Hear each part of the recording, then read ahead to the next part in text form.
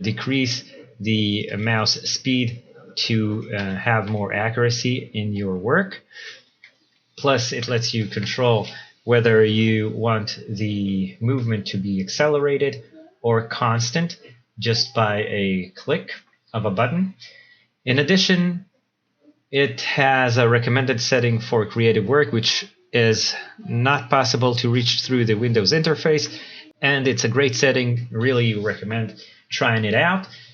A final note on the application is when you close it, all the setting returns to normal. Your mouse will return to normal movement, whatever it was before the program was activated. And if you like the settings and you want to constantly have those settings turned on when you use the computer, you can set it to start with Windows, and once Windows starts, it will set your default settings each time. So that's mouse accuracy for creatives. Give it a try. When you try it, leave a comment below, feedback, and have a great day.